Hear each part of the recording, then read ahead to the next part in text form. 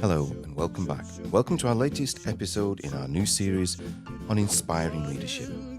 And thank you also for the terrific feedback that you've sent in. It is very much appreciated and is very welcome.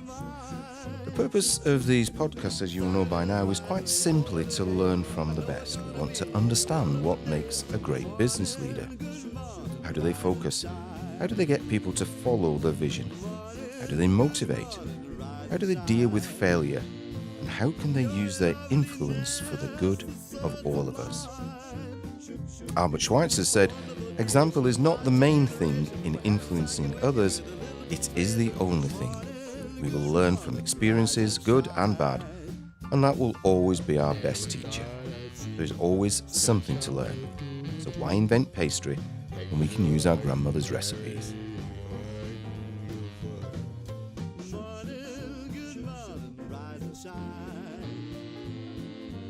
I'm Darryl Cooke, the co-founder of law and professional services firm gunnercooke and the author of To Innovate or Not to Innovate and Private Equity Law and Practice. I'm with Sir Peter Fahy, who's formerly the leader of Greater Manchester Police Force, the second largest in the UK, and amongst other things, a hub leader for one of the many charity hubs that we seek to support. And we are joined today by Jürgen Maier.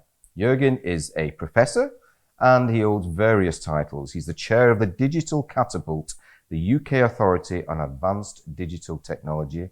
He's the co-founder of vocL, which is a platform for responsible business voices. And that's what we really want to focus on today.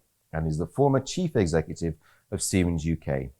He's also the vice chair of the Northern Powerhouse Partnership, where he supports the drive for the green reindustrialisation of the north of England.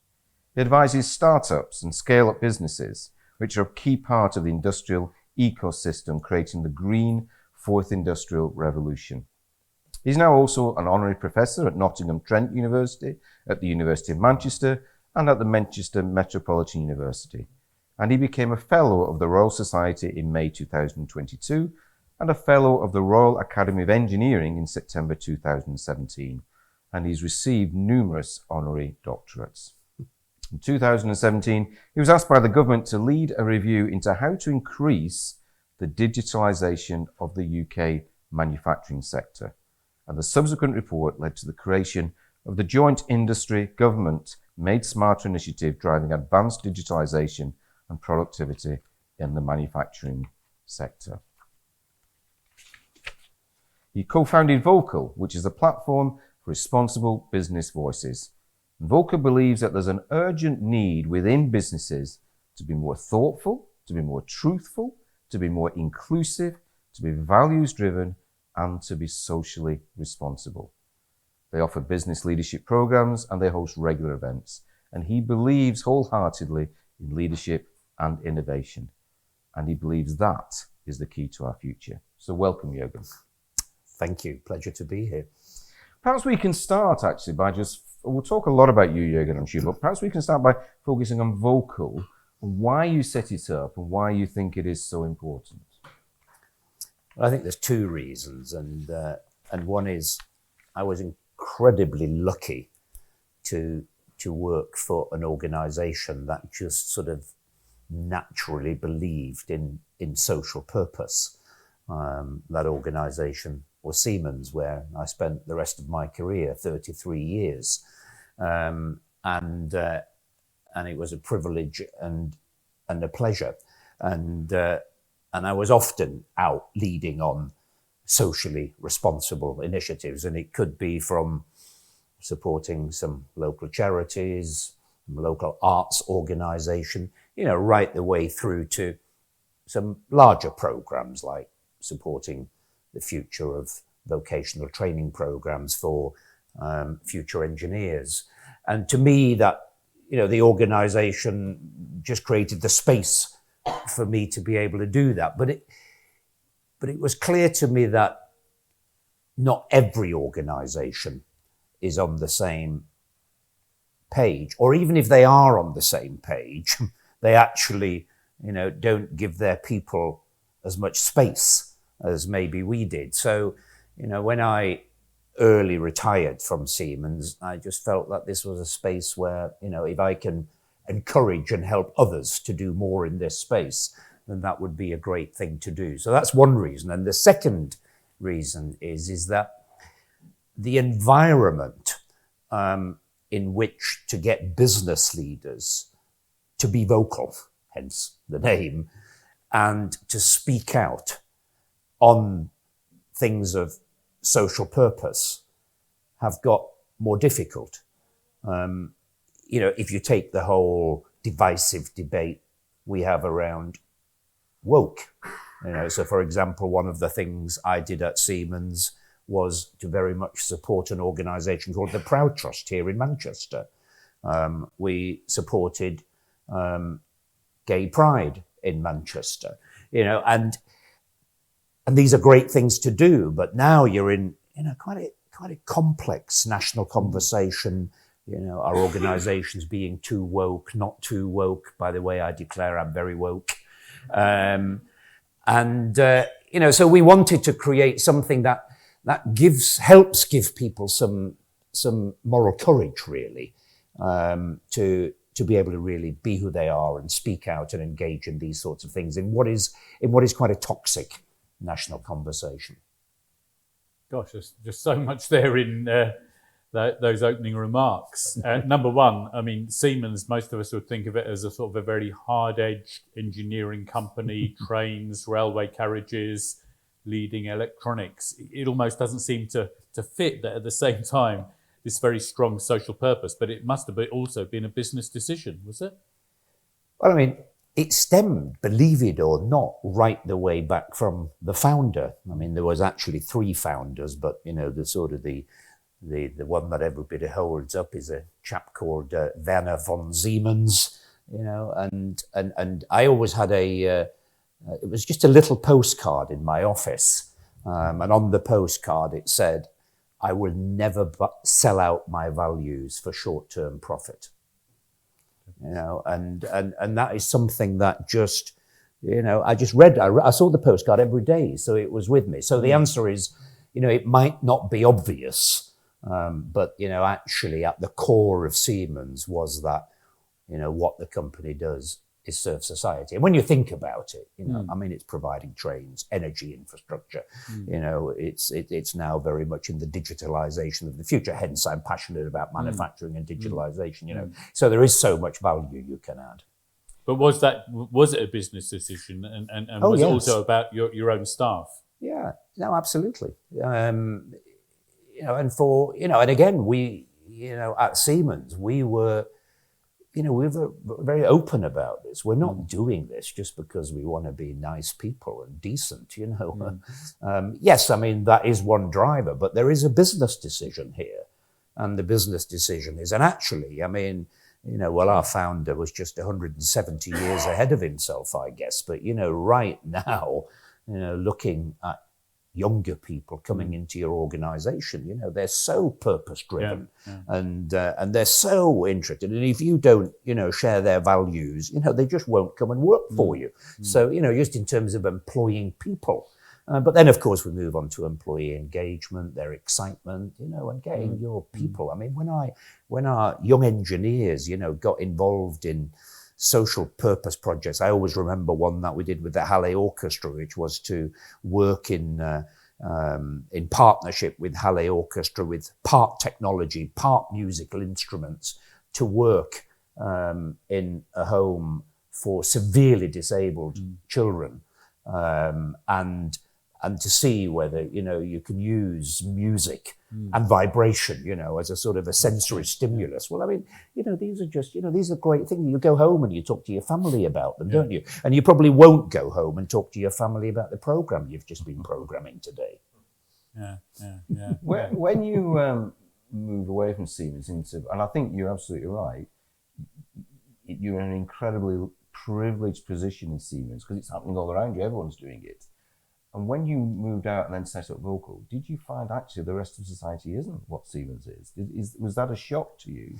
Well, no, actually, I'll tell you something I found, which is that there are numerous and lots of organisations that absolutely, do care about social purpose and indeed care about the whole ESG agenda. And the ESG agenda, and a lot has shifted I mean, again, Siemens has been doing this for 170 years. I'd say it's become more mainstream in the last 10 years. So there are a lot of people doing it, but actually for some reason, business leaders are a bit less keen to speak out about it. And that is the thing that really interested me. You know, if these things are so great and they are improving your staff engagement, they, you know, are improving your brand in terms of what you're doing, you know, why wouldn't you want to get on stage and encourage others and speak more about it? And of course, I understand why that is, because, you know, we have a pretty aggressive media. And the minute your company does something that doesn't fit social purpose, you know, you're quickly in the newspapers, especially if you've been a little bit outspoken. So this is again why, you know, I was keen to form vocL, to talk about how can you manage that complexity, and look at Siemens. You know, we had occasions where things didn't go right, and we were challenged on our responsible or maybe not as responsible as should be position on certain things. A keen one is, you know, we were constantly being asked, why are you still providing technology to help automate coal mines, you know, when you are claiming to be a sustainable company? You know, and then I say, look, well, you know, don't run away from those issues. You know, you're doing it because there is a reason for doing it. So therefore, just get out and explain it and be open about it. And that's the sort of thing we do at vocL, you know, which is how do you handle these conversations? And that is right, because that issue is not going to go away. The media, much as we'd like them to improve and be more responsible, they're not going to be. So you have, the response is, how do we deal with this, I guess. And exactly. That's what you're trying to teach them. And that's exactly it, you know. And the worst thing you can do is just, you know, be too scared and don't put your head above a parapet, because, you know, Siemens and companies across the board, you know, there's so much value we can bring to the national conversation, you know. And I, again, you know, I don't want to get stuck on the woke issue, but, you know, most organizations I come across have worked really hard at inclusivity in the workplace. And, you know, there is this national debate going on, which is sort of opposed or making that more difficult. You know, why don't we as business people just come out, well, no, actually, you know, in our workplaces, you know, we welcome everybody. We welcome and support trans people who, of course, are, you know, really under attack in this debate, you know, and speak out and support. And is the reason we don't because we feel that having gone out and given that positive message, and you're right, there are lots of positive messages, they'll suddenly find something negative and just pick on the negative, because it is our nature. Well, there's two things. It's that which we've already talked about. And the second reason is that for many business leaders, this is a very uncomfortable place to go. And again, this is where vocL comes in, because, you know, we're not trained to speak on these issues. You know, we're trained as business people. We're trained to look at profit and loss accounts and business plans and how do we make sure we're meeting our targets. And we're not trained, you know, to talk about trans issues in the workplace or mental health in the workplace. So again, this is the sort of things we touch upon in vocL, which is, you know, how do you talk about these things? And, you know, and one of the key things that I learned, okay, I mean, I'm a gay man, so, you know, I'm a little bit more comfortable about speaking about LGBT issues. That, by the way, doesn't mean I'm comfortable speaking about trans issues, because there's, you know, that's a completely different experience. But I'm definitely, you know, I remember when we started to do a lot of work about we need to be, you know, much more inclusive of people with neurodiversity. Because, you know, we're looking for people to work in AI and computer sciences, you know, and people who are neurodiverse, you know, have amazing skills in this place. And so, you know, actually the first thing we had to do was to go through some training as leaders to understand neurodiversity. And it was fascinating, you know, because the first thing we learned is that we were absolutely doing the wrong thing to attract people of neurodiverse backgrounds. Our standard interview procedure was, come in and the first thing you do is give a 5-minute presentation. Well, no person with neurodiversity is going to put themselves through that situation. So, nobody's going to apply.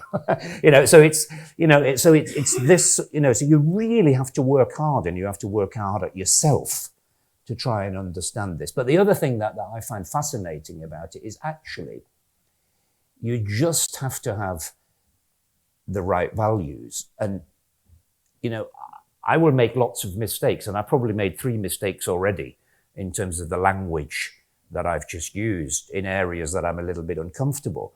But as long as your intent is right, it doesn't matter.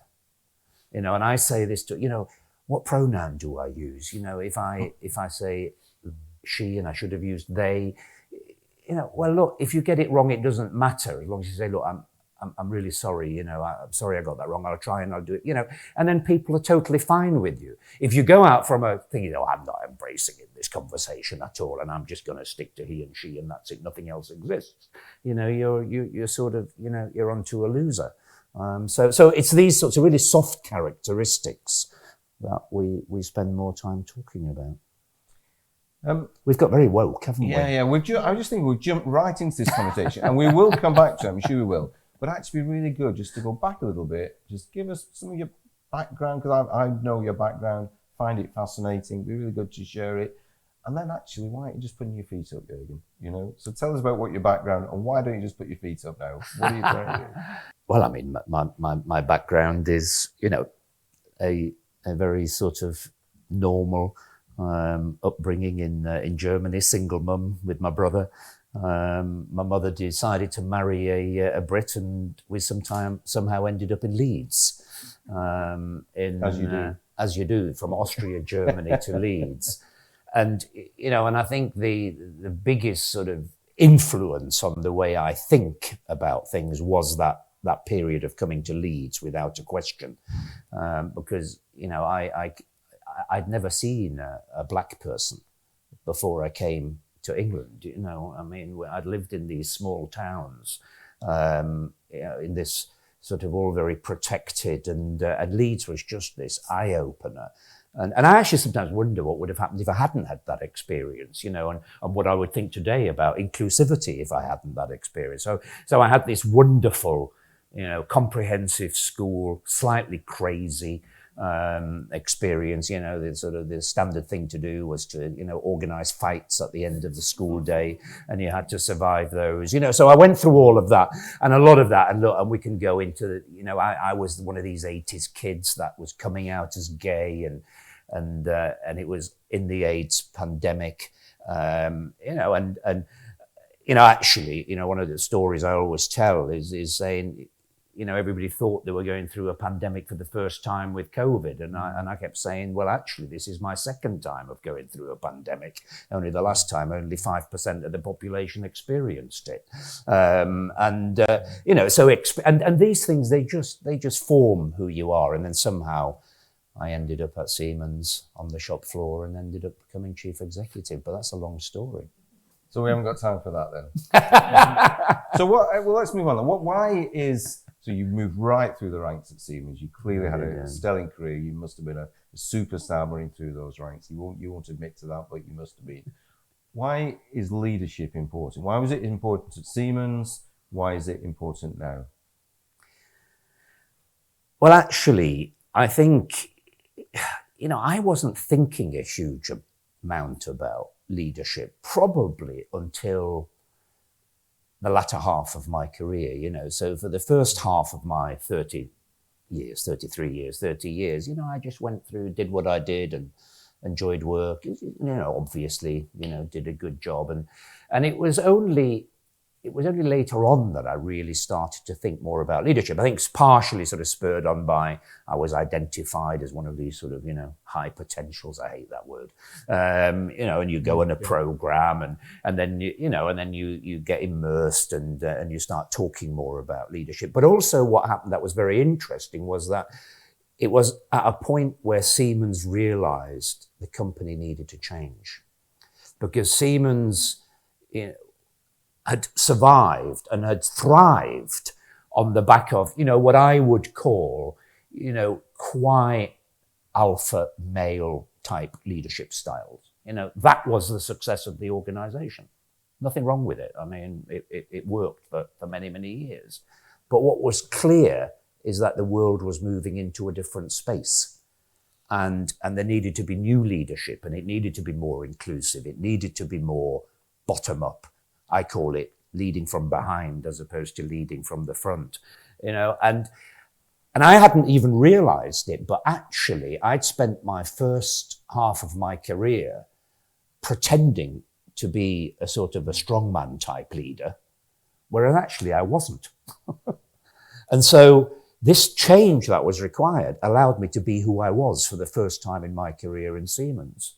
And it made me thrive. And it was that then really got my interest going in leadership, because now I could be who I really was. And people were suddenly applauding it. And so I was having a great time. And to be honest with you, I mean, it was just great fun, seeing the culture change in Siemens towards a much more inclusive type of organization and leadership style. So I think some of us can identify how, changing, more complex world, absolutely a different style of leadership was required. But now clearly you're thinking almost to the next change. Can you talk a bit more about what you think leaders will need to, how they will need to act, the skills and attitudes, behaviours they will need in what we're now coming into? And can I just add to that as you do that? Can you learn those skills, or is it natural leadership? Is it something you can learn? Oh no, you can absolutely learn them. I do believe that. I mean, there is no question that you have a natural type of style. And I think the really good thing about, the more modern type of leader is that there is recognition now that there is no such thing as one leadership style. So I think historically the answer to your question was probably slightly harder, because, the successful leadership style in many organizations, was the more authoritarian lead from the front time style. And that I think is a little bit, you sort of either are that or you aren't that, whereas in today's time, you might be like that, but you can certainly learn to moderate that, and if you're naturally, a little bit more of a, introverted personality, therefore don't like leading from the front, then the opportunities are there for you to be, just an effective leader, but in a different style, because that's where we are. But sort of coming back to your question, we're at a really interesting point, which is that I think most organizations, all successful organizations, I think have worked incredibly hard at this change. More inclusive styles, more empowerment, more inclusive, more caring, giving people space, discussing things like mental health, all of these sorts of issues. Most organizations are in that space. And we were making a huge amount of progress. And I think just at this moment in time, we're in a little bit of a rut. As a matter of fact, I think we're going slightly backwards. And so therefore, what we need right now is we actually need the people with the more inclusive styles to be the people who are standing up and who are speaking out and who are saying, we're not going to be bullied, and we're not going to go back to the more sort of, tough person, this is all too woke and we're not going to talk about it in our organization. And I'm sensing that business is doing a pretty good job of that. But I'd like business to be a bit more vocal. We're back to vocal. Yeah.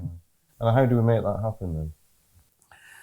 Well, look, I think it will happen naturally is one thing, because ultimately the next generation will take over.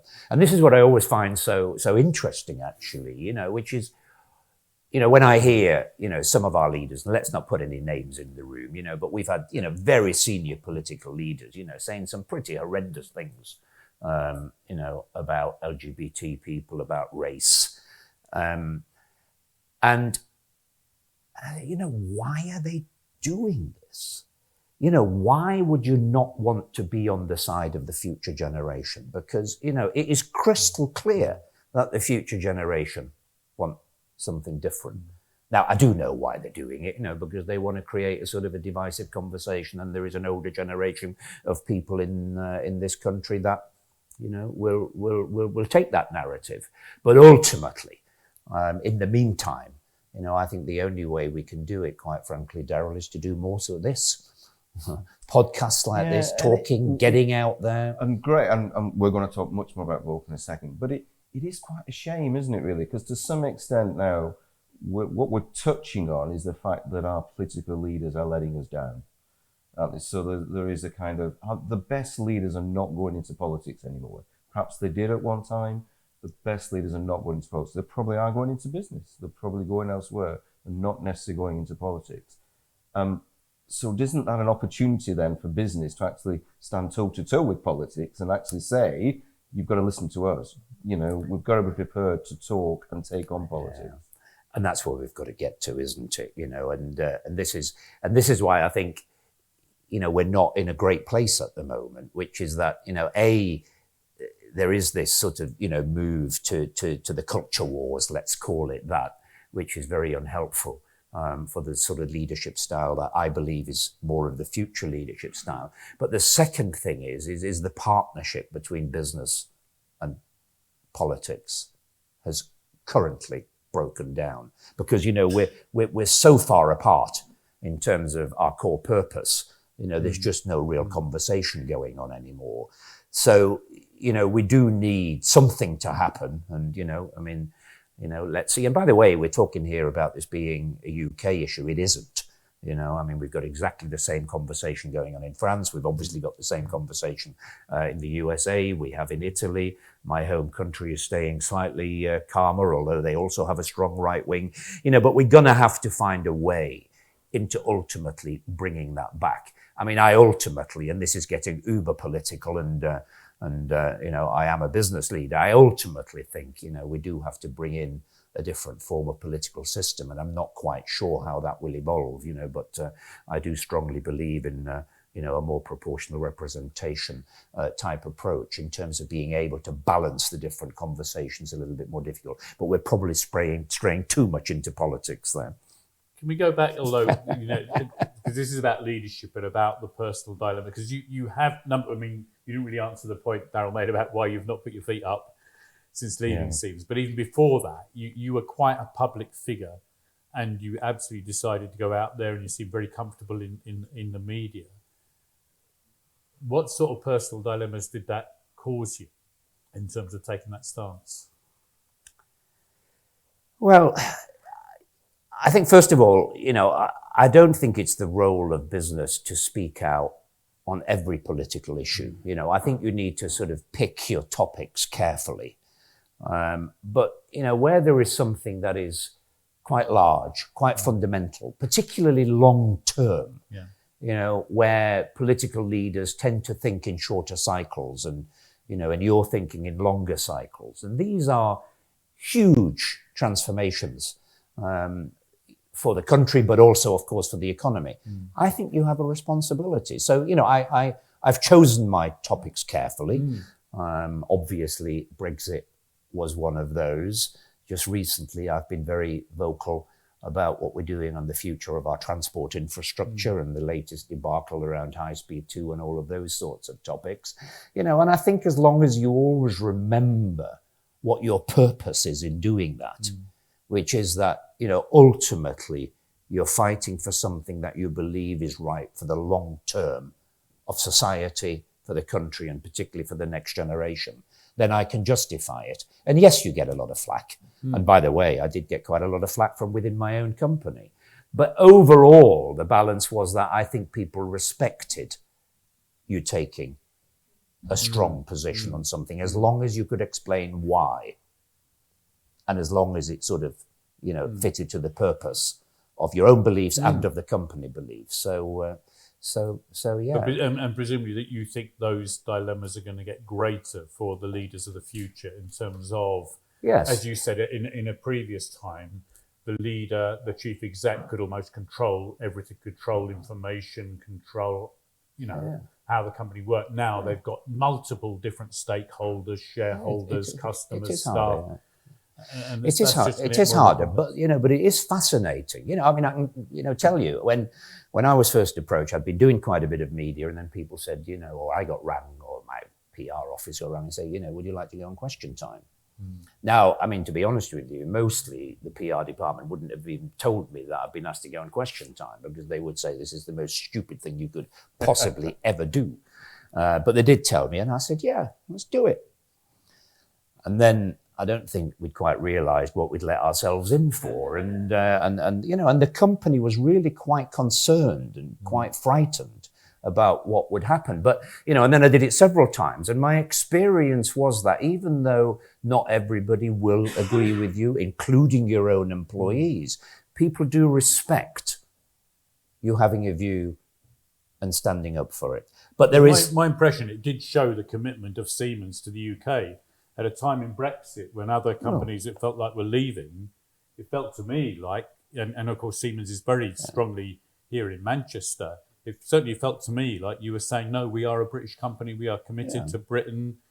And so there was that other aspect to it as well, wasn't it? You showed your passion for Britain, for the fact that you were absolutely willing to go into that debate. Yeah. Now look, I'm guessing from that, I know where your stance was on Brexit, but, there will have been other people that said, Jürgen is talking Britain down, and things, And so we're right onto the sort of the coaching and the support we give to our future leaders on the vocL program, which is, how can you handle difficult situations? And I always, used to put out there, look, I mean, I've got a view here. And by the way, whatever happens, Britain will survive. Britain will be absolutely fine. The only point I'm making, I think, will thrive more by staying in. So it's finding that sort of language, that you can be principled, stick up, but you're not going to be accused of sort of talking the country down and being too negative. And I guess there is a bit of,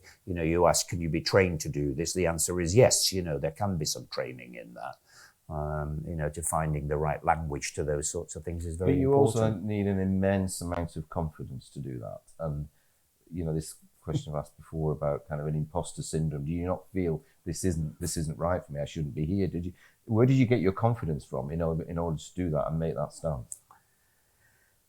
Gosh, well, I mean, I've suffered imposter syndrome all of my life, and I've not got over it now. So you seem to be doing all right, Jürgen. No one's complaining. Well, but this is the thing, I mean, I always remember, people used to always say to me when I'd come off stage, my God, you're a natural at this and all the rest of it, and there was time, certainly in my early career, I remember going on stage, large stage, to do a speech. And I wasn't feeling quite comfortable about it. And just before I got on the speech, I ran to the toilet to be physically sick. My nerves were going that much. And of course, I went on stage and performed, and everybody said, "Oh, you're so confident." Oh, thank you. It isn't always the case. I don't think it is with anybody, by the way. Now, look, as you get more experienced, you do more of this. Of course, I wasn't Darryl. I didn't just go to the toilet, and I wasn't sick before this talk here. But I've always suffered imposter syndrome, and the main reason I suffered that imposter syndrome is actually because for 15 years of my career, and I went into management roles quite quickly after my first 5 years at Siemens. I was sort of a shop floor supervisor, but still that was managing. But all of that time, I always felt, I'm being somebody here who I'm not. I'm not out about my sexuality.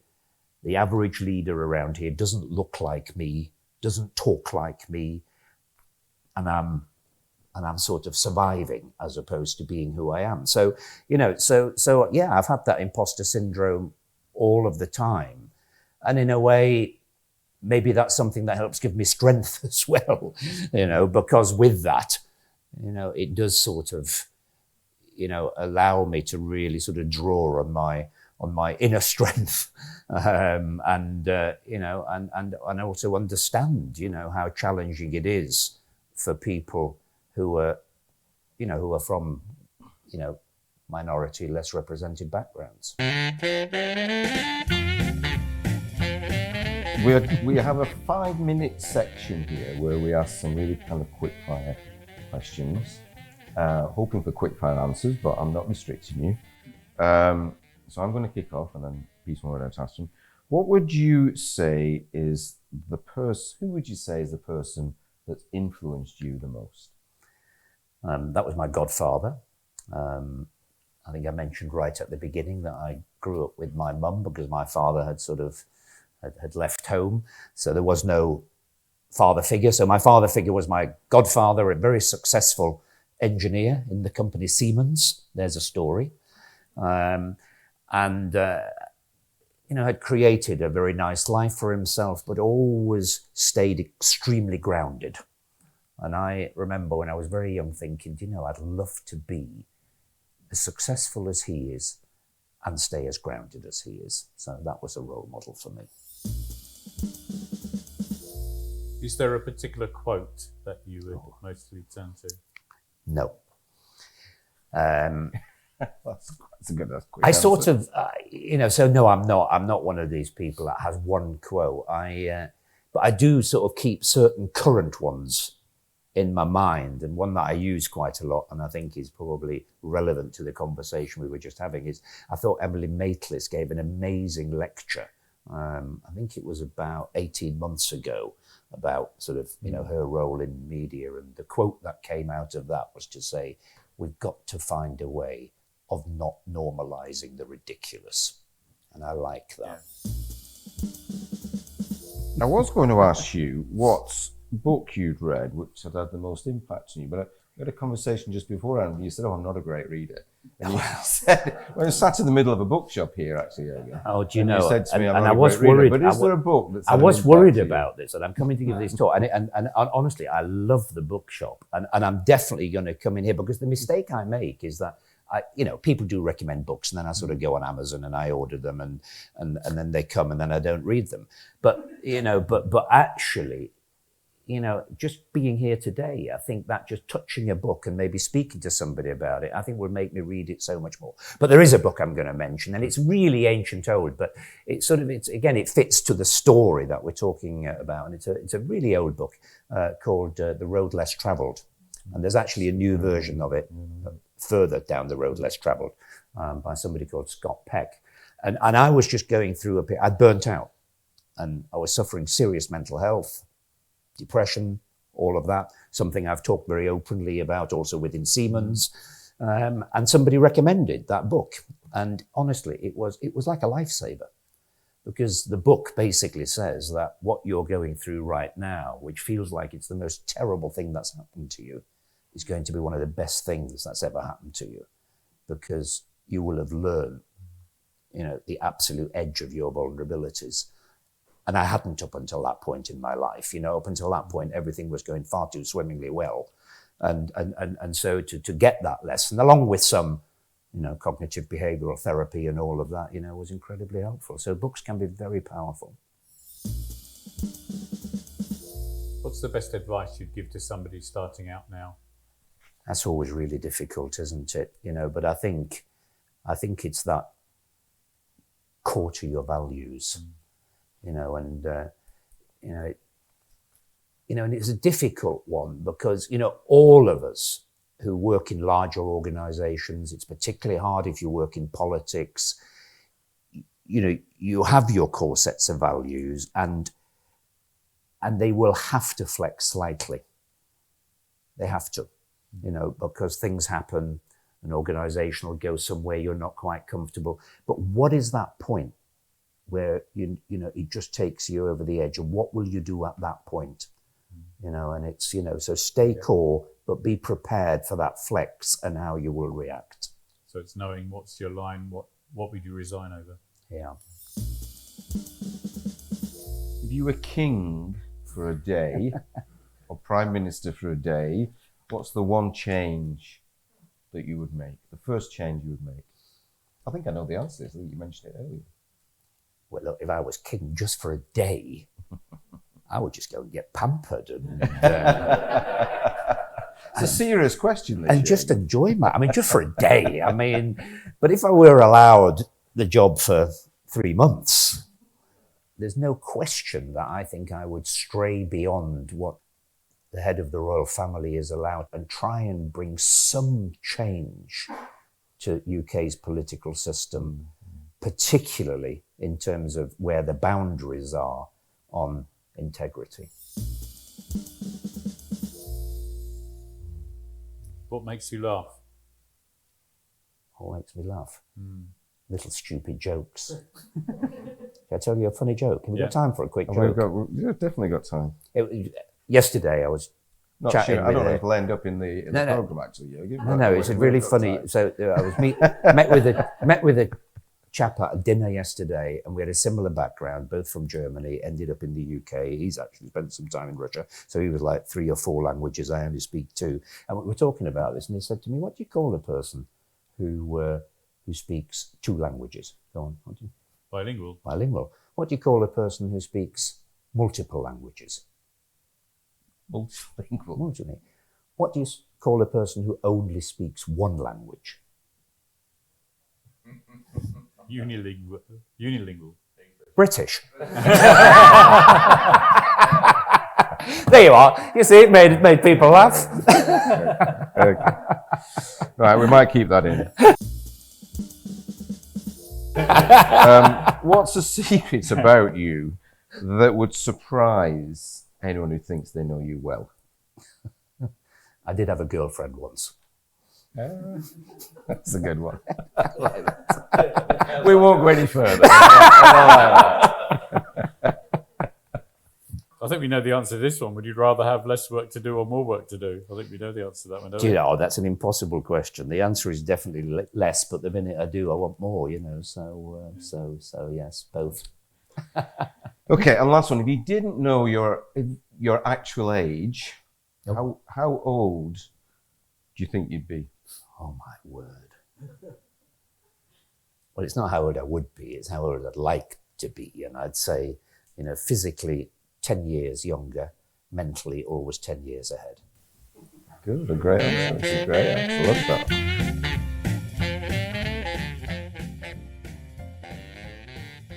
Okay, right, let's move back to some serious stuff. So let's talk about vocL, because you must have a real ambition for vocL now, and I think, and I know, you're an ambitious person, you want to drive, you want to get more and more people involved in it, you want to get the message out to big companies, to individuals to want to join it. How are we going to do that?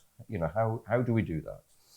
Well, I think it's finding like-minded people. I think there seems to be like-minded people here, both doing the interviews. And when I say like-minded, I mean like-minded with the same core values. We can have very different opinions on individual topics. That's very important, And then we create a movement, and that's what we're doing at vocL, bringing like-minded people together. Because there's nothing more powerful than sort of networks and people helping, not feeling like you're out on this alone. There's a group of us here. We have a purpose. This is important. We need to get our country back to, a more normalized discourse and conversation on some of these issues, take it away from its extremes. And, and I've been finding that, there is a lot of people in business that share that purpose. So I think that's the thing, we're going to build the network. But what is it? Are you looking for companies more to embrace it? Are you looking for individuals to embrace it? Well, it's both. The people that come on the vocL program are individuals. We're very much about individual business voices. And we ask companies to sponsor those individual voices. We are also just about to start a program, so we're just creating a sort of a charitable arm of vocL. vocL is currently a community interest company, but we're going to turn part of it into a charity to hopefully be able to take in donations so that we can then also run sort of competitions for people who might want to come on this program that aren't privileged enough to have their companies be able to sponsor them, and also with a view to the people who are on that part of the program to come from less represented backgrounds. That said, the vocL team we've got coming through are, I'm pleased to say, from very diverse backgrounds, which is great. And is this from the kind of, you're from a very much a large company background. Are you going to find these people from the kind of SME background where they don't run those programs themselves? Presumably some of these large companies do run those programs where they're looking for future leaders. Where are you going to find these? Yeah, so we've got all extremes on the program. So we've got a small manufacturing company in Rochdale with 50 people have put a young leader forward who's absolutely amazing. And then we have some very large companies like Arup, for example, who are on the program. We're finding our sweet spot is more in the medium-sized privately owned businesses where our sweet spot is. And there's two reasons for that, which I've learned. I didn't know this. This is not a space I've really worked in before. And the reason is that family-owned businesses often find themselves not well represented.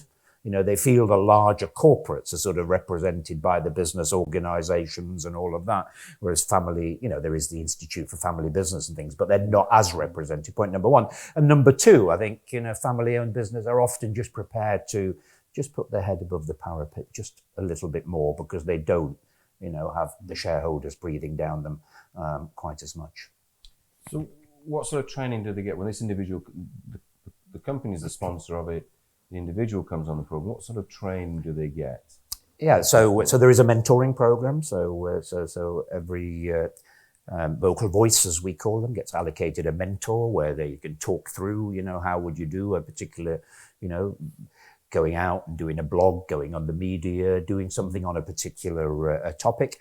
And then a lot of what we do, quite frankly, is practice. So I think that's where we've differentiated ourselves. And when I say practice, it's real practice. It's not the, go in a room and do a bit of media training, which is all good stuff, by the way. But what we do is we put on events, and they're, very live events, and we always, we get good voices on there, our own voices, and then next week we've got an event where Stella Creasy MP from the Labour Party is on, and then we create a debate for the new leaders with policymakers like that.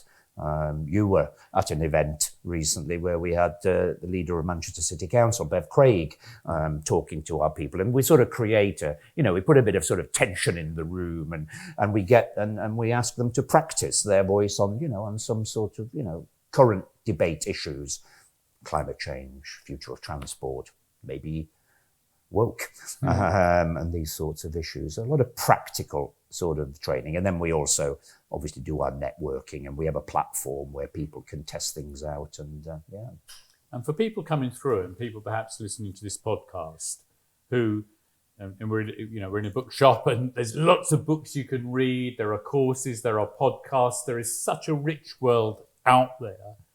How would you advise, you said you don't particularly read books yourself, that's not where you've got your inspiration from, but what advice would you give them about how do you make sense of that big world, and what are the, what do you need to be doing to develop yourself? Well, I mean, in terms of vocL, my answer is all of what you just said is good. And by the way, it's not like I don't read any books. Of course, I have read books, and I used to read more than I do now, actually.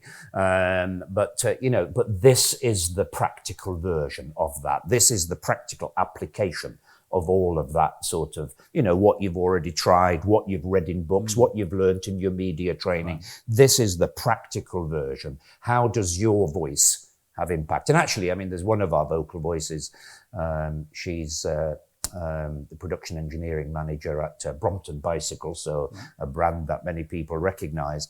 And she'd been on the programme for about 6 months. And then we were at an event, and she gave, and she just said this message, which is now our sort of one of our key quotes. And she said, I never realised how powerful my voice was. She sort of underestimated how powerful her own voice can be in terms of influence and change. And I just thought that was a wonderful little quote of how, we can help people. And it sounds also massive value on networking, speaking to other people, Absolutely, sharing experiences, learning from and that's one the sort of that's the sort of the spin-off benefit, isn't it? And again, it's amazing, and it's probably something that I had underestimated at Siemens, how much I missed that. And don't get me wrong, I mean, Siemens has 380,000 people in every country in the world, so you have an amazing network. But actually, I didn't spend enough time out and about and learning from a great law firm like gunnercooke or you say all the right things actually. But often that's safe learning spaces, isn't it? That's it. When you're in an organisation and there's competition and that, you can't be that open. But it's creating those spaces where you can get to know other people, you can trust them, and absolutely you can explore different dilemmas. And that's the other thing we do at vocL. We have got our own app, and the app we call it our safe space. Right. And this is where you can get, and we sort of say, make a fool of yourself. Better make a fool of yourself on here than do it on Twitter. So it's called X now, isn't it? Yeah. And is it just focused on the private sector? Because it sounds to me like, I think you could have benefited this from the police force, I suspect. Yeah, we have focused it on the private sector, but, at some point we should probably review that, and certainly the third sector, I think, would be great to bring in now.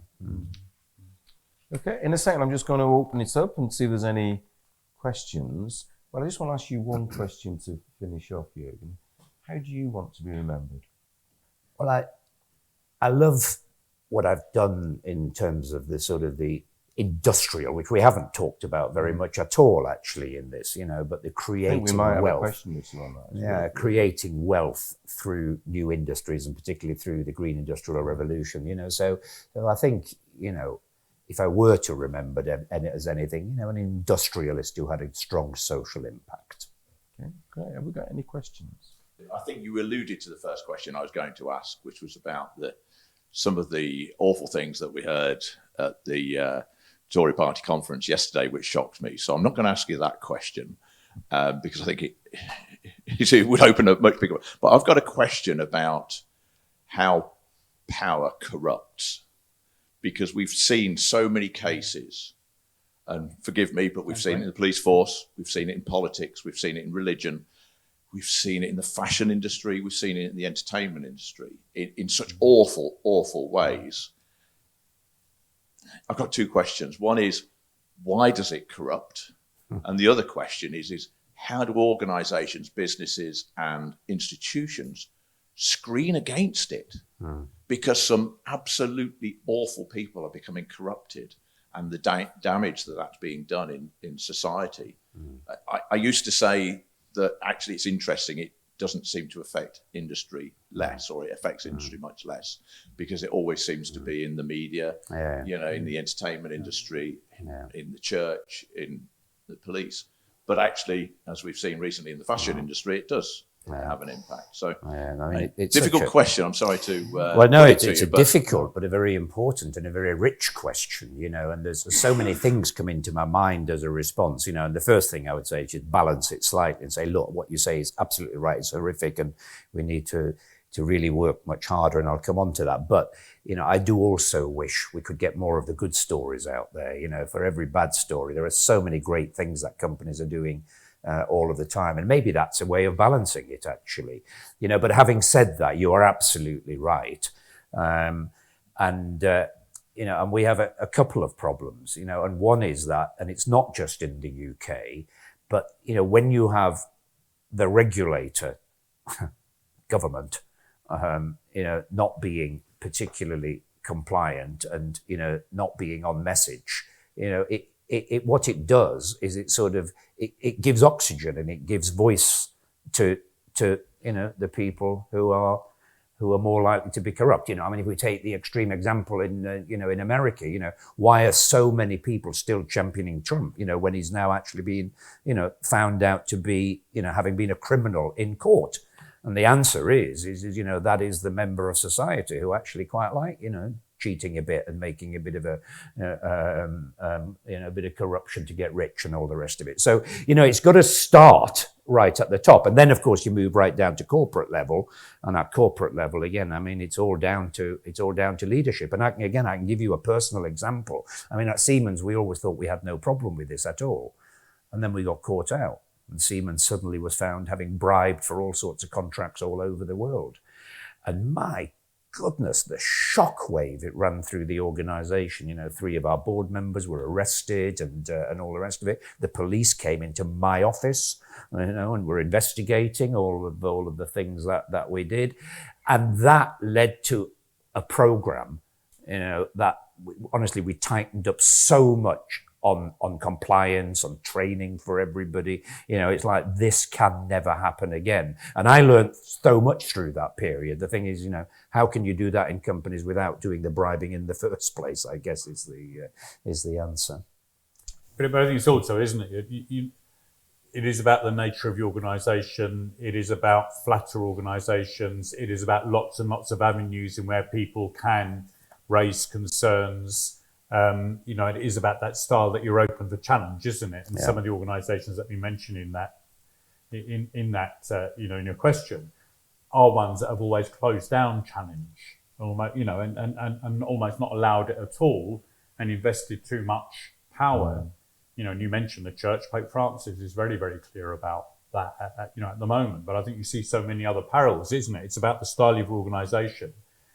And if you're a good leader, you have lots of different escape valves, where concerns can be raised. But you also have very, very good data, which is also telling you what's going on, and how you identify risk, and how absolutely you can see the thing which may be coming down the track, which is going to absolutely disable and seriously damage your organisation. And I do think, as you can clearly, leadership is a key part of that, but it's also about the structures and the systems you put in place. Absolutely. Which is, break those escape valves. And I do take on what you said, though, Jürgen. I think there is this line of law of attraction, isn't there, really? And we focus on the negative all the time. Yeah. And there is lots of really good stuff that goes on, and it never gets the light of day. We never see it. And if we focus more on that, the law of attraction, I think, would shift more to the good stuff. Hopefully. But I think you've also got to be careful as well about cult of personality, haven't you? And sometimes as a leader, you get a lot of positive feedback from certain people, and you can have people who tell you what you want to believe, and you've got to be very careful about not believing your own publicity as well. And I think, it feels like you're stuff, but I think that, and we've seen that in certain individuals, that almost they allow that and a personality to be built around them. Yeah, I mean, earlier you never asked me the question of what's the best advice I received. And really, the best advice I received quite early in my career was from a CEO in Siemens, and said, as you rise through the organisation, make sure you've always got somebody close to you in your team who will always tell you the truth. And I always stuck by that. The grit in the oyster, absolutely. And it's so important, because the more senior you become, the larger your responsibility comes.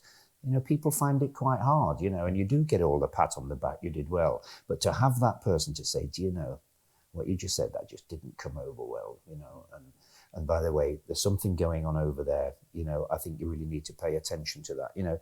Those sort, you need that, that ears and eyes in your organisation. Okay, another question?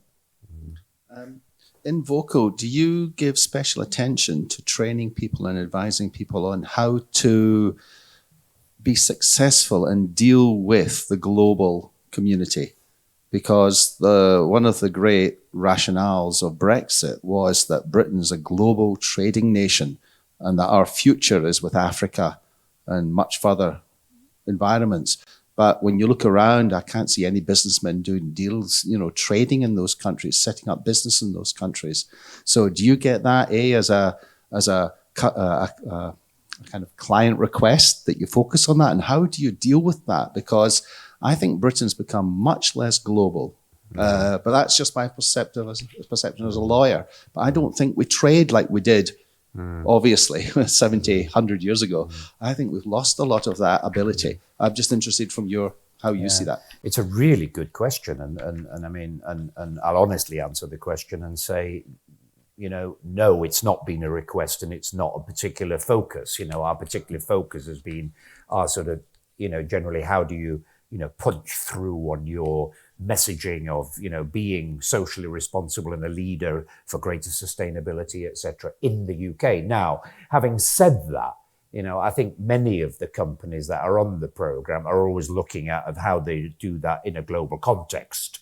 But we haven't, given any particular, courses or sections, but maybe we should, on sort of, particularly, for example, the China issue at the moment, which I think, again, it's a complex debate, isn't it? As to, how much trade do you do, versus we're not happy with the human rights record. I mean, actually, we're going right back to where will you cross your values, and so, maybe it's something we should spend. And one of the other things we do as part of our program is we deliver master classes. So maybe we can invite you in to deliver a master class on a sort of a topic. And that would be a great topic to say we're going to sort of pick this one apart and spend a bit of time on that. Another quick. Hi, Jürgen, Ian Termo. I lead our operating partner practice within gunnercooke. You may not even know it exists. But we're all really passionate about industry, just like you are. Many of us are of a certain age and want to give back. And we feel that we've also had the privilege that you've had of the superb training and development from big organisations like Rolls-Royce, BAE Systems, Johnson Matthey and the like.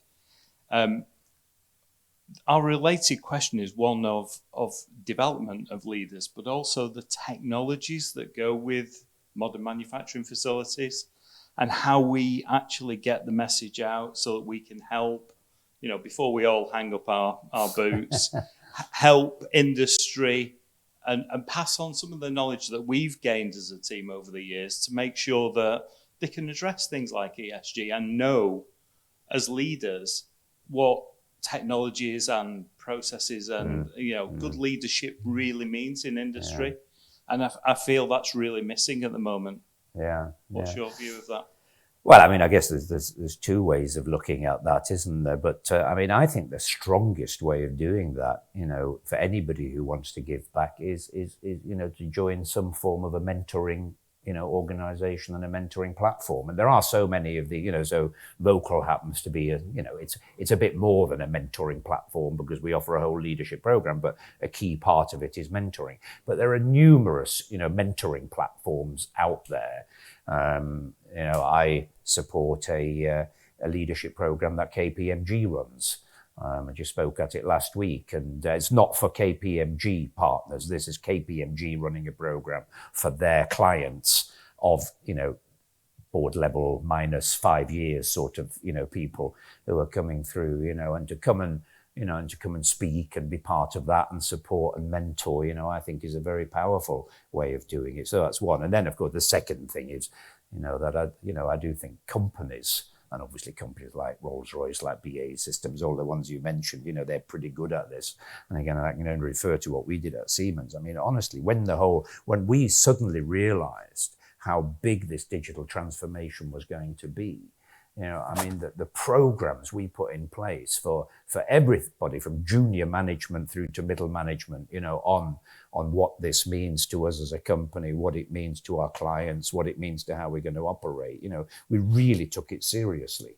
And I do think that's where it needs to be. And I mean, we were straying into a whole other topic. But I think as a country, we don't do this sort of upskilling particularly well. Many other countries, Singapore, France, actually Germany's not doing it that brilliantly either. They've got some great schemes for these sort of lifelong learning passports or learning wallets that encourages people to be able to, keep up to date with their knowledge. We're not very good at that. Thank you very much. That has been fantastic. Very enjoyable. I think that's the most important thing. It's incredibly enjoyable. But I think as well, we'd all agree there's some terrific messages. Really grateful for what you're doing. I think, as I say, you could put your feet up and you decided not to do. So that's the benefit, I think, to this country going forward. Whatever we can do to support it, I hope people listening to this will look to contact you or your organisation to try and get involved. And yes, let's get some really, as leadership is transforming, it is changing. Let's focus on the positive and get some really good people in who can take it forward into the next generation. So thank you very much.